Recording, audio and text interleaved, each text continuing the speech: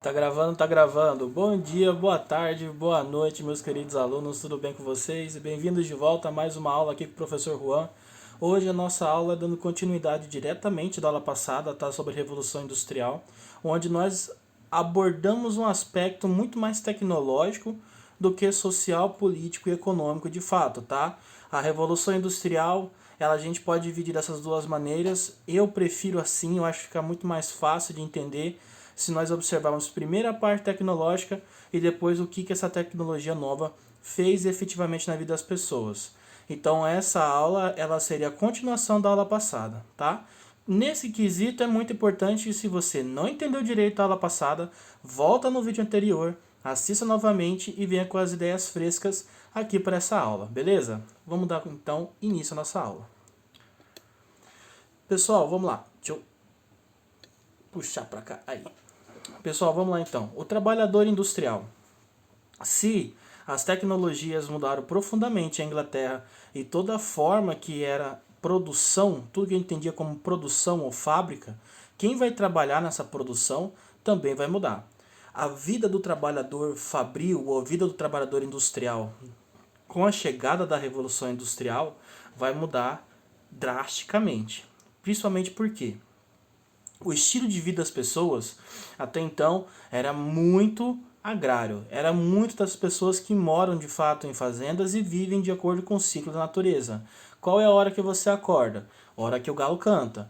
A hora que você vai dormir? A hora que o sol se põe. Então, basicamente, as pessoas tinham um ciclo de vida muito parecido do que hoje é, por exemplo, essas pessoas que vivem no interior, né, que moram em fazendas, que vivem em chácaras, aquele avô, aquele tio, aquela tia que mora afastada da cidade e tem o seu próprio estilo de vida, né? Eles têm o seu próprio ciclo de fazer as coisas, os seus próprios horários, os seus próprios ritmos de vida.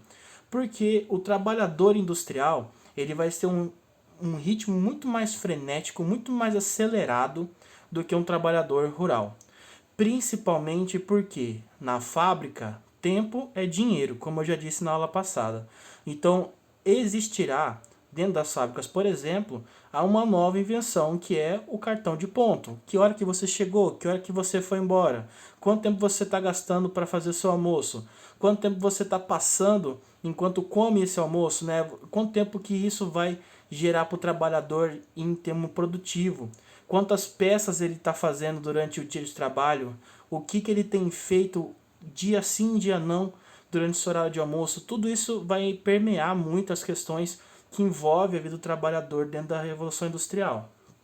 Principalmente, pessoal, por conta de quê? Agora, o trabalhador está passando por uma lógica de tempo analógico. Antes da Revolução Industrial, as pessoas viviam de acordo com o relógio do tempo natural, tá? A passagem das estações de ano, o cantar dos animais, a marcação do sol, esse tipo de coisa. Agora não. Agora nós temos aqui um relógio que tem segundos, minutos e horas. Você tem hora para chegar, você tem hora para sair, você tem hora do intervalo para iniciar e para acabar o intervalo. Você tem um tempo estimado para você produzir essa peça. Vamos supor assim, você é um produtor de, sei lá, você costura sapatos. Vamos ao sapato aqui. Você tem um tempo estimado para fazer esse sapato, porque essa linha produtiva também tem que ser viável. Quanto tempo você está gastando para produzir esse sapato? 15, 20 minutos? Tem como a gente baixar esse tempo para 5 minutos? Que aí eu consigo, no intervalo de uma hora, produzir muito mais sapatos se você tem uma forma mais produtiva de trabalho, ok? Então, assim, o estilo de vida das pessoas vai mudar drasticamente. É basicamente o estilo de vida que nós levamos hoje. Ele vem da época da Revolução Industrial. E essa forma de trabalho que a gente sai para trabalhar e depois volta para casa para descansar e preparar o próximo dia, isso é totalmente Revolução Industrial, ok? Esse estilo de vida, então, ele vai ser mudado muito profundamente, como eu já havia dito. E para que a gente possa entender a vida dessas pessoas, de que forma que ela mudou, geralmente tem que entender que a fábrica que eu estou falando aqui, eu não estou falando de produzir carro ainda, tá? Eu não estou falando ainda de construir fogão, não estou falando de construir, por exemplo, locomotivas até. Eu estou falando de uma fábrica muito mais simples que é da produção têxtil. É o que está se produzindo então? Roupa, basicamente é roupa. Tudo que se usa em termos de um jaleco, de uma camiseta, de uma bermuda, uma calça, é o que está sendo ali desenvolvido na produção têxtil da Inglaterra, ok? Esse é o nosso trabalhador industrial em termos de contextos gerais. E as etapas da produção, elas também ocorrem de forma gradativa, não é da noite para o dia que aparece uma fábrica e começa a montar e distribuir produtos aos milhares, tá? Esse processo ele é lento e ele é gradativo. A primeira forma, por exemplo, de fábrica que vai ser encontrado dentro dos anais da história é a manufatura. Uau, o que é manufatura? Não faço ideia que seja manufatura. Olha só, manufatura é quando você vai pegar essas mãozinhas lindas que Deus te deu e vão usar junto com o maquinário para produzir algum produto. Quando você tem a intervenção do homem diretamente para fazer esse produto usando um maquinário, a gente chama de manufatura. Isso aqui é um exemplo muito fácil de entender. Algumas avós, dependendo da idade de vocês, bisavós, tem aquela máquina de costurar manual, que você tem uma roda embaixo, ou um pedal, e você fica apertando esse pedal para poder fazer a máquina funcionar. Isso é um tipo de manufatura, porque essa máquina ela não é automatizada, e ela precisa da intervenção e a força da mão de trabalho de quem está ali produzindo o sapato, a roupa, a calça, a bolsa, sei lá, que você escolhe. O seu produto você fica à vontade. Então, isso é o que a gente chama de manufatura. Olha só, antes da Revolução Industrial, o processo de produção era manufatureiro, ou seja, a produção acontecia em uma manufatura, na qual a produção era manual e o trabalhador realizava seu trabalho por meio de sua capacidade artesanal. Então a gente vai ter, ao mesmo tempo, uma máquina que não era antes protagonista desse processo de produção, aliada ao trabalhador que sabe o que está fazendo. Tá? O que esse cara está produzindo que vai levar os seus conhecimentos pessoais? Principalmente, como que eu faço esse tecido? Como que eu faço uma costura bem feita? A máquina por si só, ela ainda não vai produzir as peças. Ela precisa de uma pessoa habilidosa ali por trás, tá? E com o desenvolvimento dessas máquinas, a produção passou a ser parte da maquinofatura, isto é, a máquina era a grande responsável pela produção. Vai gerar um momento em que se perceberá, por exemplo, que a máquina ela consegue sim fazer essa peça tão bem quanto um artesão. Só que isso vai demorar um pouquinho. Quando acontece de fato, vai se perceber também que esse artesão ele é dispensável.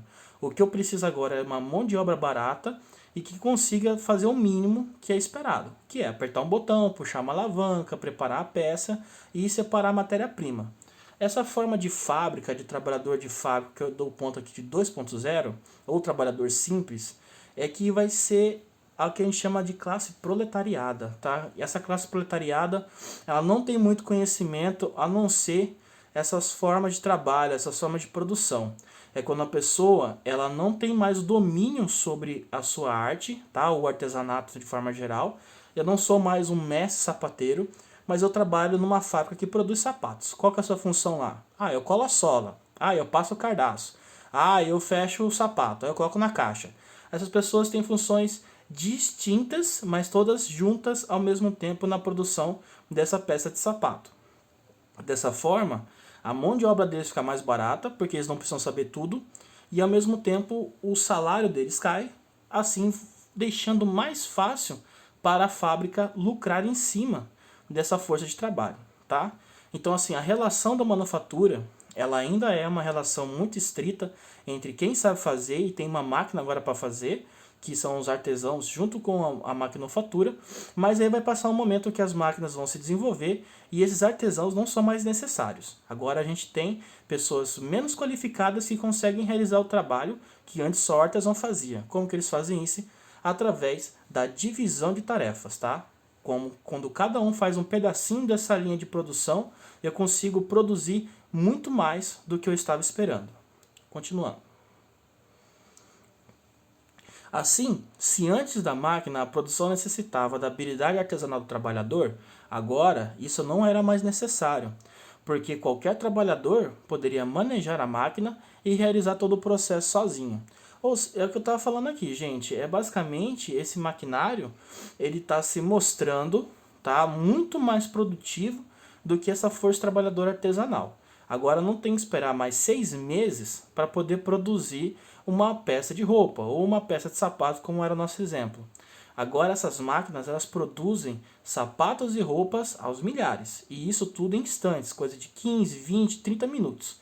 Quando nós pensamos, por exemplo, na linha produtiva, nós temos a ilusão ainda de que eu vou fazer níveis baixos de produção, de 20, 40, 50, 100 unidades. Na verdade, a fábrica trabalha em escalas muito maiores, geralmente na centena ou mesmo no milhar, tá? Quando você pensa, por exemplo, quantas canecas uma empresa está fazendo, ela está fazendo cerca de 1.000 canecas, 1.500 canecas, 2.000 canecas, quando já tem um processo de fábrica muito bem desenvolvido e dentro desse processo da própria loja, tá?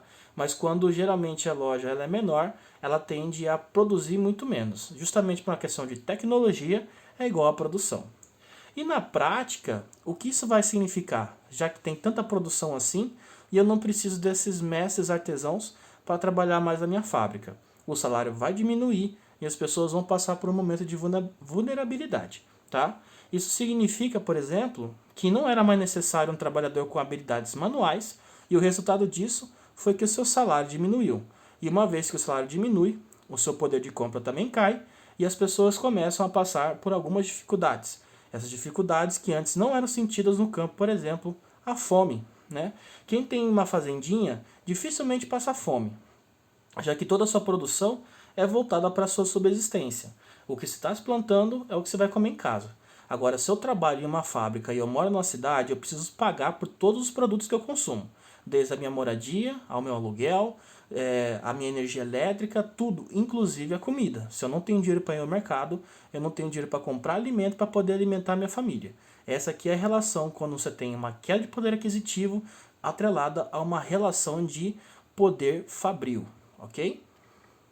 E o Eric Hobsbawm, que é um historiador fantástico, ele vai perceber todo esse problema que está sendo causado pelas fábricas e ele vai fazer uma análise, já na época, lá no finalzinho de 1980, sobre o período da Revolução Industrial e como que a vida do trabalhador vai ser impactada de forma muito pesada. Olha só. Utilizando como base o salário de um artesão que trabalhava na cidade de Bolton, que é uma cidade próxima ali de Manchester, ou de Manchester, ele aponta que em 1795, no começo ainda da Revolução Industrial, o salário médio era de 33 shillings, é a moeda local da época, tá? Em 1815, esse salário já havia caído para 14 shillings. E entre 29 e 34, cerca de 15 anos depois, né, 20 anos depois, ele já era inferior a 6 shillings. Esse processo de quedas salariais aconteceu em toda a Inglaterra e mais tarde vai se espalhar pela Europa na medida em que ela industrializou-se. O que eu estou falando aqui, pessoal, para não bater muito na mesma tecla, é basicamente o que? Nós temos uma relação direta entre o poder aquisitivo da força de trabalho quando ele é muito importante. Se eu tenho um artesão que ele consegue fazer esse produto e só ele consegue, o valor da sua mão de obra vai ser maior. Por que algumas profissões têm um salário muito mais alto do que outras? Imagine só, você está em casa, está estudando bastante, você está se preparando, e aí daqui a alguns anos você vai chegar à oportunidade de fazer o Enem ou o vestibular. Você passa por um curso super específico, eu nem sei se tem aqui no Brasil, mas vamos supor, engenharia aeronáutica, tá? E aí você agora é uma engenheira ou um engenheiro aeronáutico. Quantos engenheiros aeronáuticos existem no Brasil? Acho que, sei lá, se existe essa profissão, acho que dá para contar na mão, assim, dos dedos, né? Das mãos, talvez dos pés também. Deve ser muito relimitado. Isso vai significar o quê? Que o salário dessas pessoas é muito maior do que outras profissões que tem aos montes, né? Aqui, por exemplo, nós estamos passando por uma crise de quem faz administração, administradores de empresas. Tem muito administrador de empresa no mercado e nem sempre o mercado consegue tantas vagas de emprego assim para essas pessoas. Então, a relação aqui que vai ser estabelecida é: você vai tirar o papel de importância do artesão para dar espaço a um cara que já estava aqui nesse jogo, que era quem? O trabalhador que só tem a sua força de trabalho, ele não tem mais nada.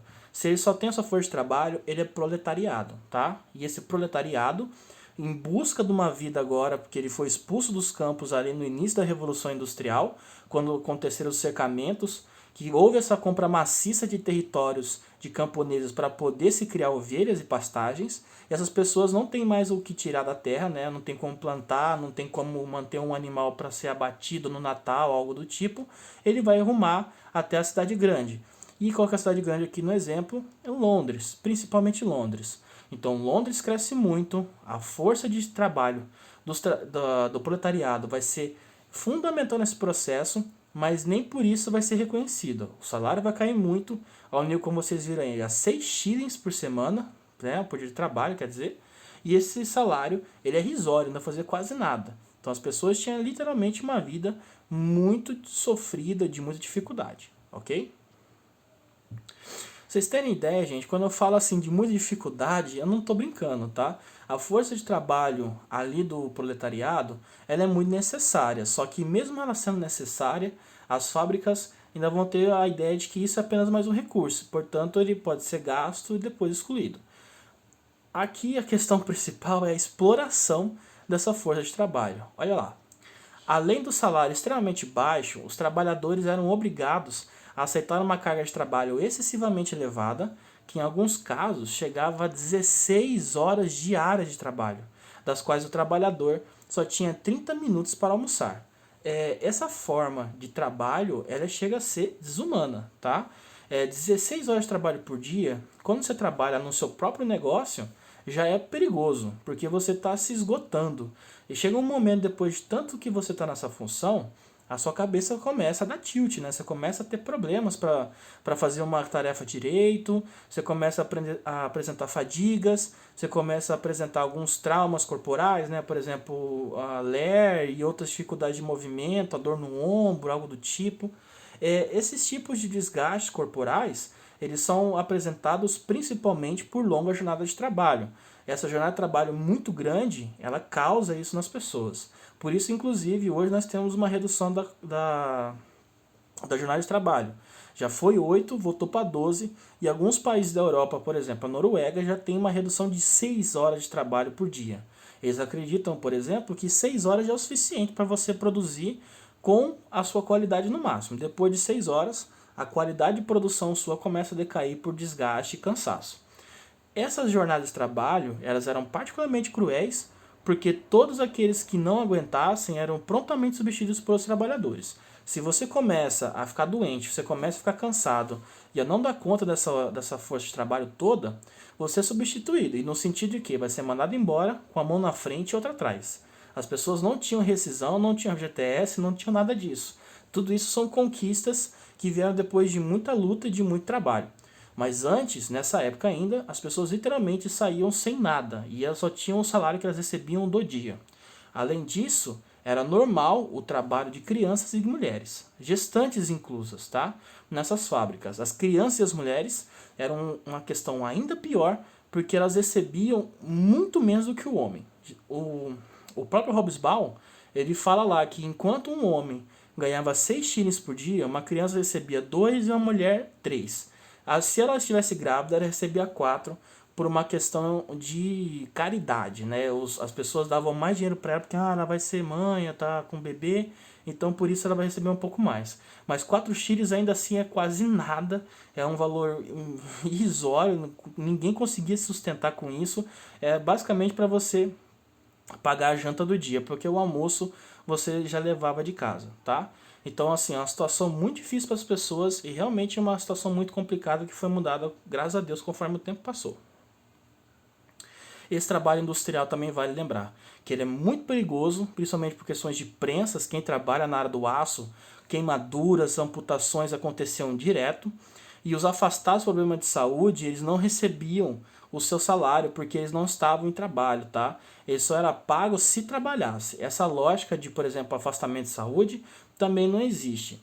E se você ficasse fisicamente incapacitado, perdesse um braço, uma mão num trabalho que era necessário ter todos os membros bem operantes, você também era demitido. Olha, que pena que você perdeu o braço aqui na nossa fábrica, mas você não pode mais trabalhar aqui porque você não produz o mesmo que a pessoa que tem 2 braços. Então você também vai ser demitido. Vocês vão percebendo que a época da Revolução Industrial ela também é muito terrível para os trabalhadores, tá? Não é nada fácil. E assim, como que o trabalhador ele começa a se organizar para dar conta de ir contra esse sistema? Ele cria as trade unions, tá? Não é um sindicato ainda. Existe essa ideia de que a trade union é um sindicato. Isso está errado. Não tem característica de sindicato. É muito mais, na verdade, a reunião de umas pessoas que trabalham no mesmo lugar para poderem se ajudar. Inclusive, se alguém falecer e essa pessoa não tem dinheiro para ser enterrada. A trade union entra nesse sentido, para poder pagar o enterro dessa pessoa e ela possa ser sepultada de forma digna e não cair numa cova rasa. Agora, a trade union também vai servir, por exemplo, como palanque para 2 movimentos aí de revoltas de trabalhadores. Um deles é o ludismo e o outro é o cartismo. O ludismo basicamente falava o quê? Olha, na verdade, o problema da sociedade são as máquinas. A gente tem que destruir essas máquinas que a gente vai destruir todo o problema da sociedade. Então, os ludistas acreditavam que se não fossem as fábricas, as pessoas não estariam passando pelo que elas estavam passando nas cidades. Então, eles iniciam um processo de destruição de máquinas e revoltas para que essas máquinas fossem destruídas em toda a Inglaterra. Vai ser suprimido esse movimento e seus líderes vão ser presos, né? Não vai dar muito certo. E o cartismo, por exemplo, ele já é mais parecido com as nossas lutas hoje em dia dos trabalhadores. Ele vai pensar que não. Esse problema ele é estrutural porque os trabalhadores estão desorganizados. Se eles se organizarem e mostrar que são um grupo coeso, eles conseguem fazer reivindicações, inclusive a direitos políticos, como férias, remuneração paga, sem poder atrasar salário, esse tipo de coisa. Essas reivindicações elas vão ser atendidas pelo parlamento inglês e vai começar a mostrar como que o trabalhador tem poder dentro desse jogo político, tá? Pessoal, vou terminar nossa aula hoje por aqui, tá dando nosso tempo. E assim, a gente até esgotou, na verdade. Eu gostaria de agradecer a atenção de vocês aqui, tá? E a nossa atividade hoje tem um link que eu vou disponibilizar lá no Classroom. Vocês vão assistir o vídeo do link e aí vocês vão elaborar essa atividade, tá? Que é você fazer uma comparação entre o cartismo e o ludismo e depois vai criar no seu caderno 2 cartazes que se aliam aos propostos por esses movimentos operários, beleza? Até a nossa próxima aula. Beijinho, tchau, tchau.